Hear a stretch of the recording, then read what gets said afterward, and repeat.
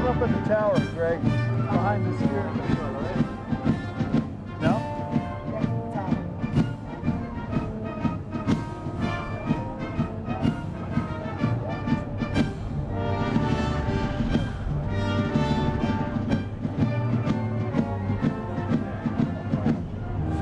It's the bridge.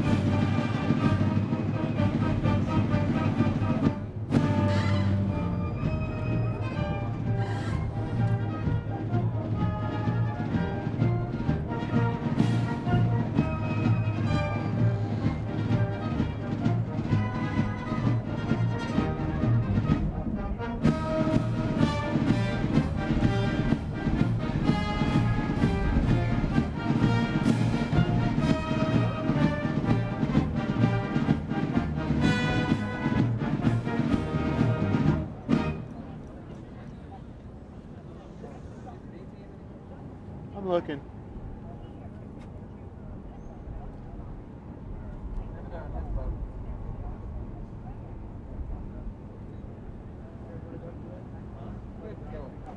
Okay. Speed.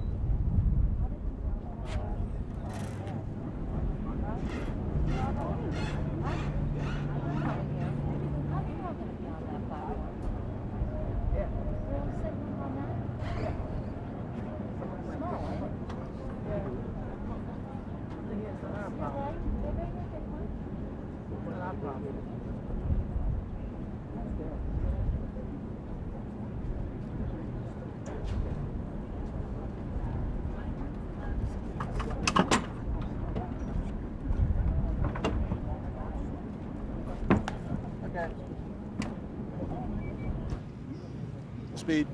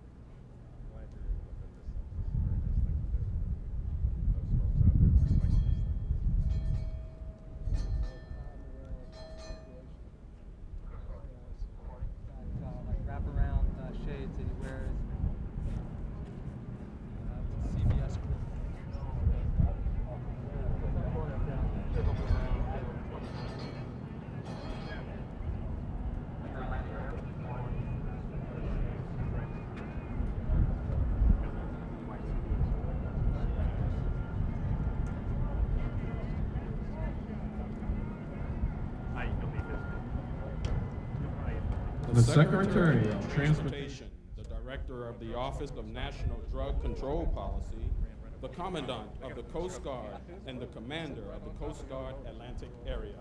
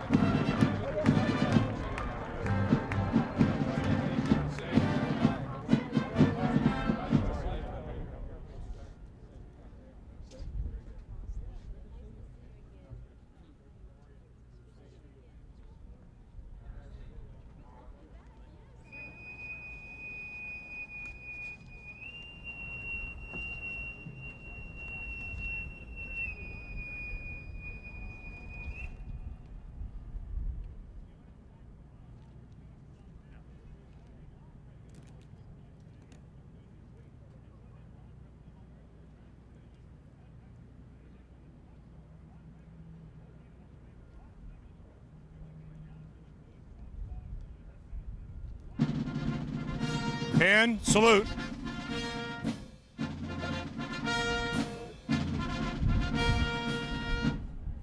Ladies and gentlemen, the President of the United States, accompanied by the Commander of the 7th Coast Guard District and Lieutenant Megan Britton.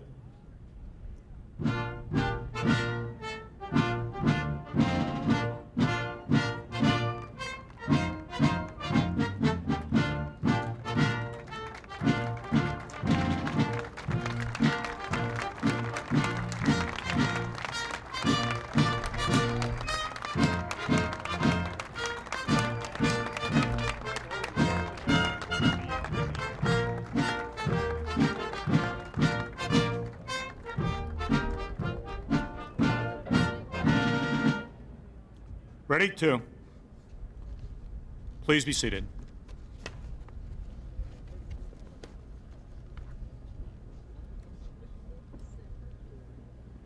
Good morning, Mr. President, and welcome to the busiest, hardest working Coast Guard base in America. And good morning to all of our distinguished guests.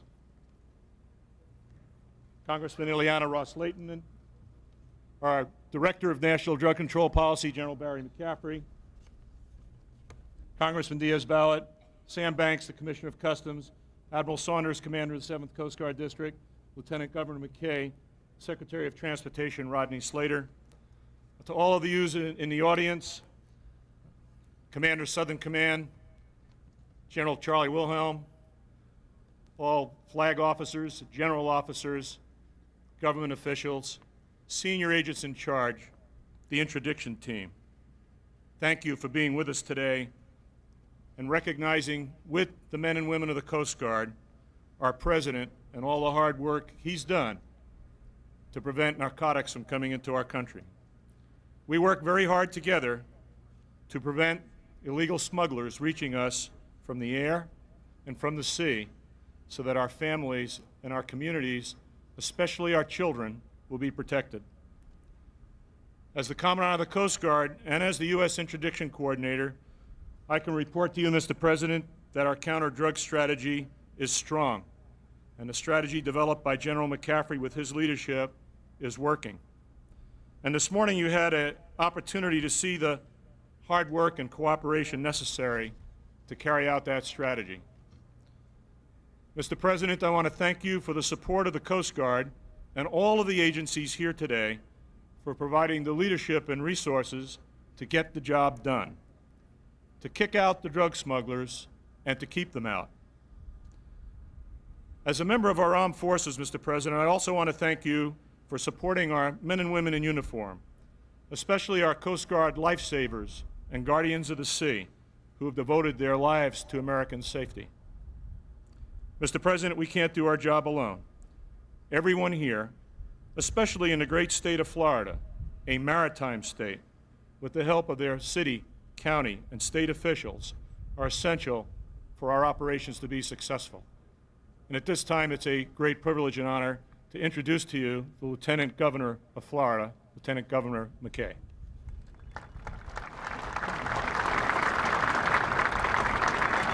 Thank you.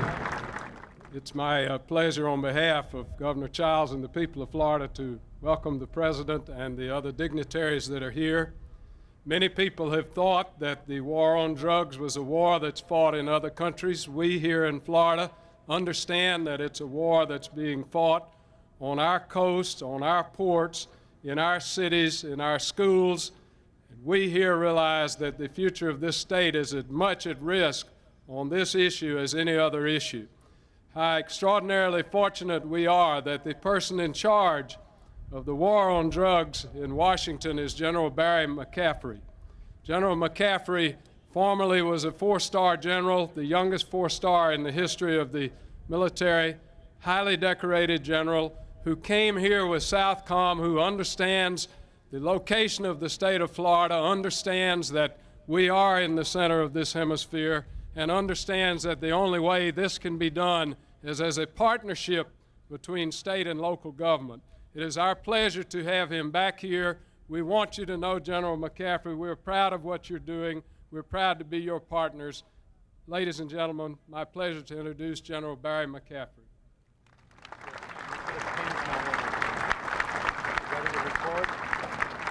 What do you think of that invitation? Mr. President, let me just say very briefly, what a great day for the National Drug Strategy to be back here in Miami. Yesterday, in the White House, we unveiled our plan to support the drug court system, to bring together treatment and law enforcement. Next week, the President, Secretary Donna Shalala, and I and others will start talking about the National Youth Media Strategy to talk to our children about drugs, drug prevention. But today we're here to honor, to take note of the interdiction team. Not only these incredibly professional Coast Guard women and men, but the entire team. Admiral Bob Kramick is our coordinator, but we've got over here General Charlie Willems, U.S. Southern Command, a little bit brighter commander-in-chief than his two predecessors, who, thanks to the decision of President Clinton and Dr. Bill Perry, brought Headquarters Southern Command. For the first time, we reoriented our thinking post-Cold War, and we have one military sink in Miami looking north-south. We've also got Sam Banks here, the acting Customs Commissioner, representing 20,000 men and women of the Customs Service. And in addition, the President will talk very briefly after this ceremony to our joint interagency task force commanders, the ones in Key West, Panama, and San Francisco, and also our Project Alliance Coordinator and Joint Task Force 6 CG out of El Paso, Texas. Now, most importantly, I would underscore this is a federal, state, and local law enforcement domestic requirement. So we've got present here this morning this incredibly professional South Florida HIDA, and also the Gulf Coast HIDA. We just stood up in Louisiana, Mississippi, Alabama, a Gulf Coast protection mechanism. And we've got present here the Puerto Rico Virgin Islands HIDA. We'll be working on a Central Florida HIDA, try and stand that up in the coming year. Now, having said all that, the heart and soul of the National Drug Strategy the President's approved is to try and take America from 13 million people abusing drugs and reduce it by 50% in 10 years. And to do that through prevention, treatment, law enforcement, cooperation with the international community, not confrontation, and interdiction. We think we're on track. We think we have a sensible plan to do it. Con su permiso, voy a terminar con algunas palabras en español. Nuestra presencia aquí en Miami, el presidente y todo su equipo, simboliza nuestro firme compromiso a enfrentar la amenaza que constituyen la producción, el tráfico y el consumo de drogas a nuestros niños y ciudadanos. On that note, let me introduce a good friend, a principal member of the President's drug team, Rodney Slater, our 13th Secretary of the Transportation, 10 years of distinguished national and state level service in the transportation industry and government. and I would also tell you, a friend and tutor, Secretary Rodney Slater.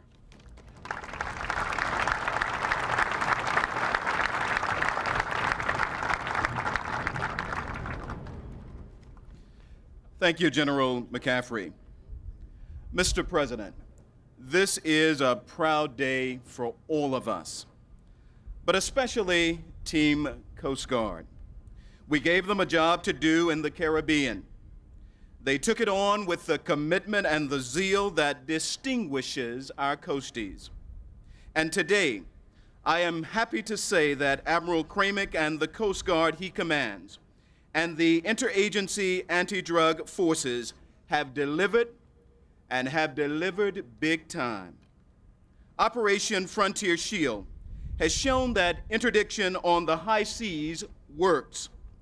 We can stop the flow of illegal drugs before they ever reach our shores.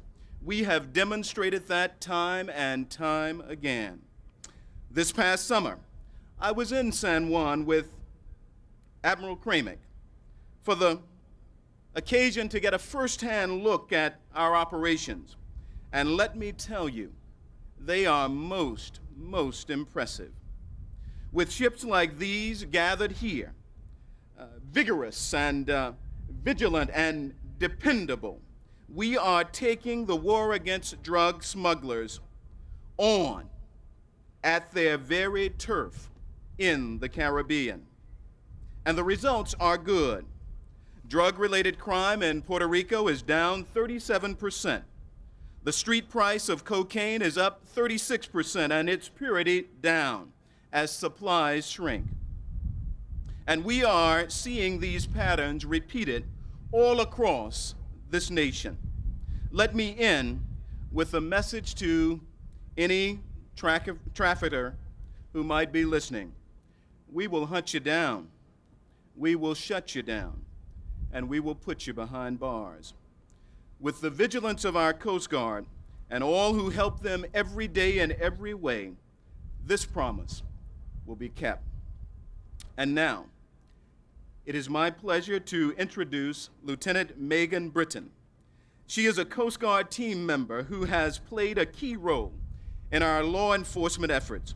She is a graduate of the Coast Guard Academy and a former boarding officer of the Vigorous, and now is stationed here in Miami with the 7th Coast Guard District. And after all of that, it is also my pleasure to note, Mr. President, that her family hails from Fort Smith, Arkansas. Lieutenant Britton.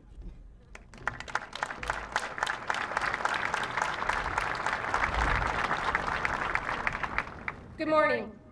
As a law enforcement and search and rescue duty officer in the District 7 Command Center, each day I work with numerous other governmental agencies to accomplish all of our varied Coast Guard missions with the best mix of resources and teamwork.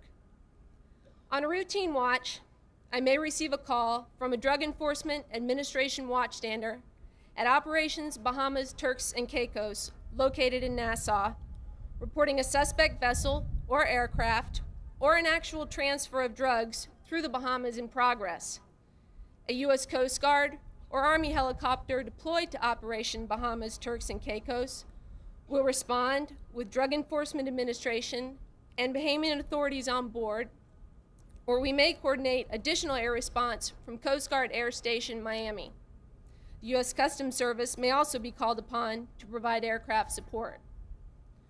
We may also have one of Group Miami's patrol boats, moored here behind me, patrolling with a Bahamian shipwrighter embarked, in a position to intercept the suspect vessel, board, and if evidence warrants, seize the vessel and arrest the smugglers. Frequently, the watch of the Joint Interagency Task Force East, located in Key West, Florida, will call and request a shift of tactical control to District 7 of a U.S. naval vessel patrolling the Central Caribbean with a U.S. Coast Guard law enforcement detachment embarked in order to conduct a boarding. They may be responding to intelligence collected by the U.S. Customs Service, the Drug Enforcement Administration, or the FBI, or they may be responding to a suspect go-fast sighting by Coast Guard, Navy, or Customs aircraft on routine patrol. Our Coast Guard Law Enforcement Detachment will conduct a boarding from the naval asset under authority of the U.S. Coast Guard. In order to conduct the boarding, an interagency conference call may need to be convened at our headquarters level, involving Department of State, Department of Justice, and other agencies. If contraband is discovered, the seized vessel may be taken to the naval base at Guantanamo Bay, Cuba, where the Navy will provide complex logistical support to inspect the cargo or transfer contraband found and crews arrested to the Drug Enforcement Administration, U.S. Customs Service, or U.S. Marshals Service for prosecution by the U.S. Attorney. In addition to these scenarios I have already mentioned, the units of the 7th District routinely work with state law enforcement agencies, such as Florida Marine Patrol, and local police to prosecute both boating while intoxicated cases and to enforce boating safety laws. We also coordinate illegal fisheries prosecution with the National Marine Fisheries Service. Our marine safety offices also interact with local agencies to enforce marine safety laws and respond to marine pollution. Our aids to navigation team work with local agencies in the daily maintenance of our navigational aids and in waterways management. In actuality, the only Coast Guard mission we are not involved in within the 7th Coast Guard District is icebreaking. But with the growing effects of El Nino, who knows? It is now my honor to introduce to you the President of the United States of America, William Jefferson Clinton.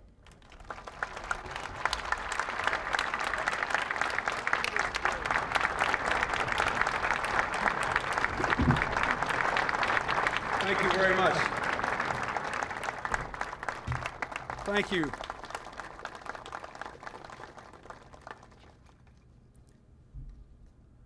Thank you very much, Lieutenant Britton, for your service and for that very thorough account of your activities. I hope that none of the Coast Guard will ever have to engage in icebreaking in this area. Admiral Kramick, Admiral Saunders, Admiral Roof, the men and women of the Coast Guard, Secretary Slater, thank you for your remarks and your work. General Mccaffrey, thank you for the extraordinary job you have done in such a short time in focusing our nation's attention on the drug problem and, even more importantly, coming up with a strategy with which to approach it, a strategy that is beginning to show significant results. Acting Customs Commissioner Banks, Southcom Commander General Wilhelm, I noticed that a lot of people laughed, General, when General Mccaffrey said that you had higher intellect than your two predecessors.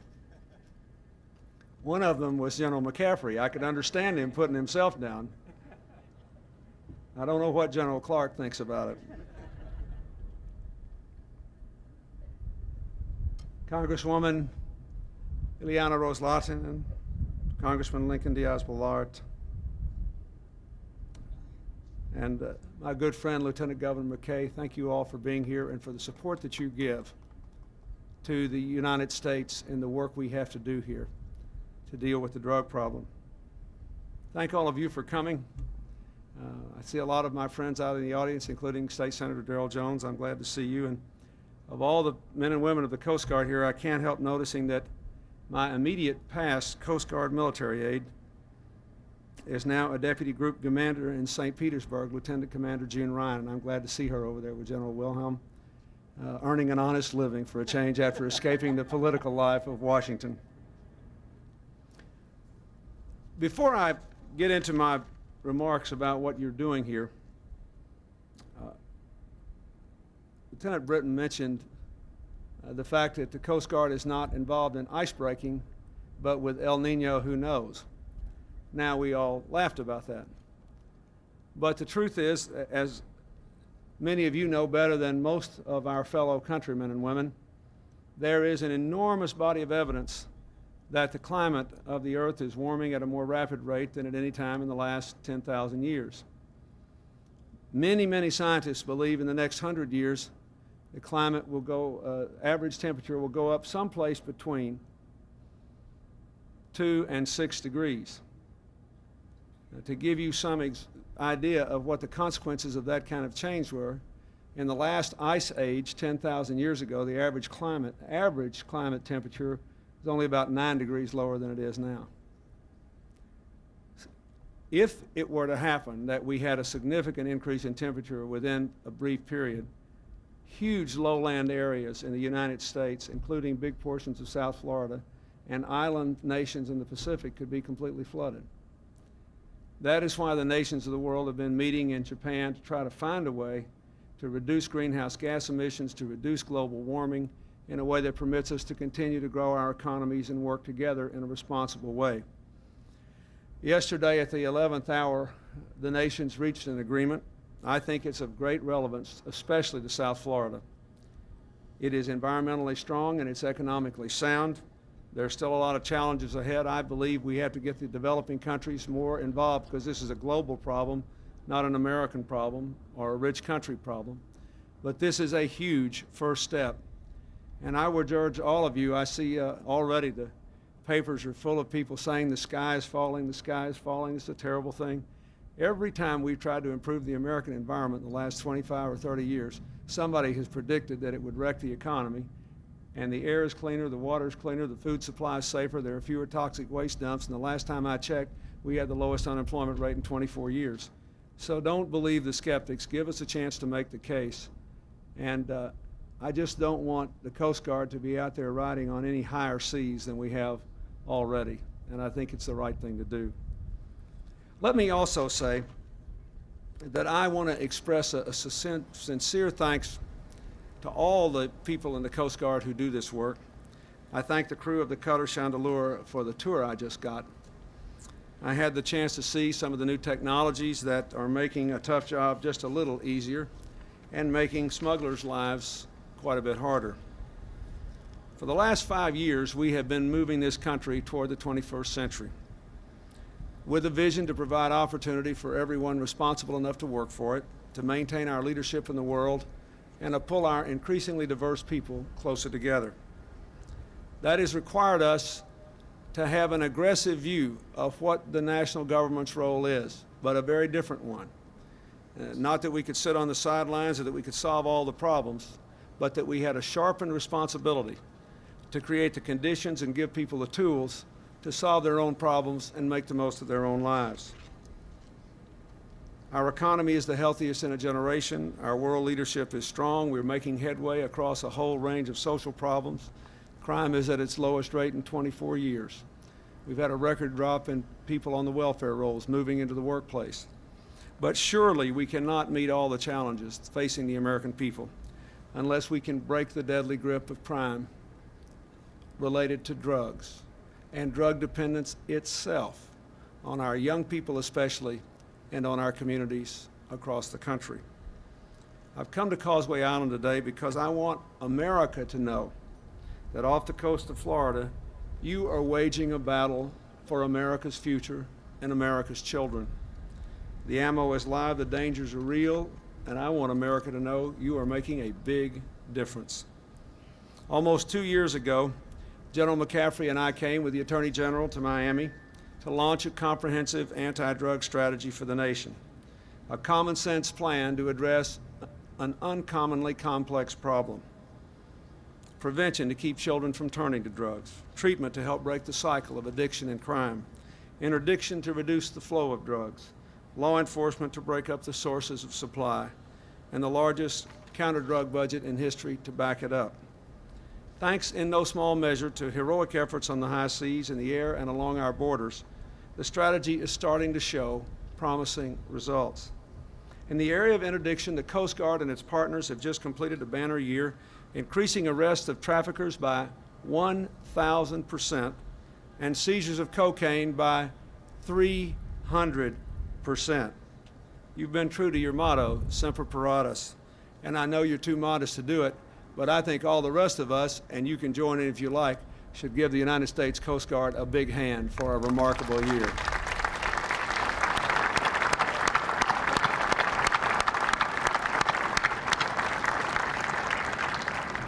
I also want to congratulate the Customs Service on its success, particularly the drug seizure off the coast of Miami earlier this week. It's a feat worthy of one of these television movies. One officer, Senior Special Agent Joe Goulet, who is here with us today. Stand up. Where are you?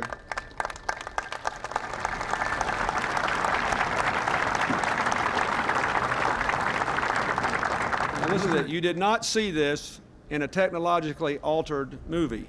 This happened.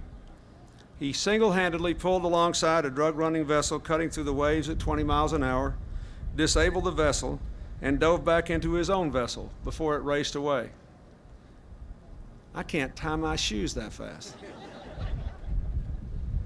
With the help of Coast Guard personnel and air support, he and his fellow customs officers seized more than 2,000 pounds of cocaine, the 10th major seizure in South Florida in the last 6 weeks alone.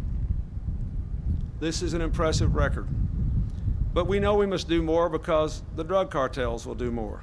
After all, there's a lot of money in this. So we're already deploying new technologies, increasing the customs budget, doubling the number of Border Patrol agents along the southwest border. And today I'm committing another $73 million to the Defense Department's $800 million counter-narcotics budget to help support the interdiction efforts in Latin America and the Caribbean.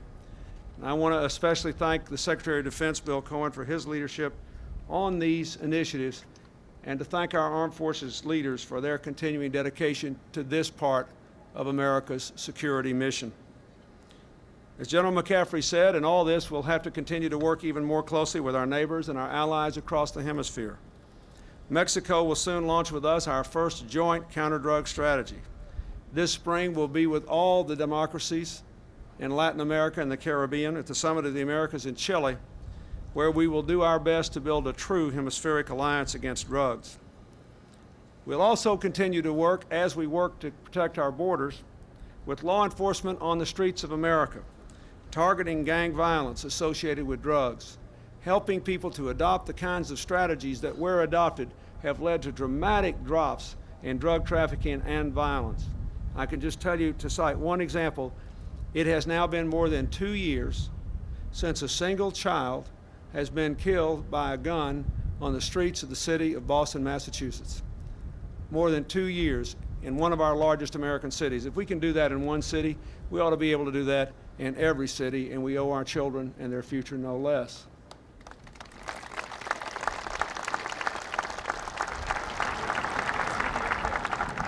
But one thing General Mccaffrey recognized not long after he took office is that we can spend all the money in the world on interdiction, we can spend all the money in the world on law enforcement, we can spend all the money in the world even on preventive strategies, but somehow, some way, our children have to decide that we will stop becoming the world's largest consumer of drugs.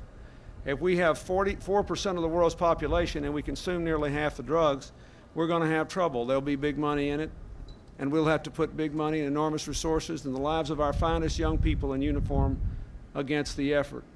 We have got to change the culture in America, which has so many of our young people becoming willing drug users. The numbers are encouraging, they're going down, but they're still far too large. A lot of this has to be done by people who deal with our young people one-on-one, starting with their parents. But government can help. I want to applaud General Mccaffrey for having the guts to go to Congress and ask them to give us $195 million for a media campaign next month. Every other serious endeavor in the United States is accompanied by a media campaign. But when we decided to ask for this, a lot of people thought we had slipped a gasket because it made General Mccaffrey and the whole effort so subject to cheap political attack. But in fairness to the members of Congress, there was very little of it. And everyone understood that this was not a Democratic or a Republican issue, this was an American issue. And we had to reach our children however we could, whenever we could, in the best way that we could. So I thank you, General, for one more time risking a bullet for America's future. And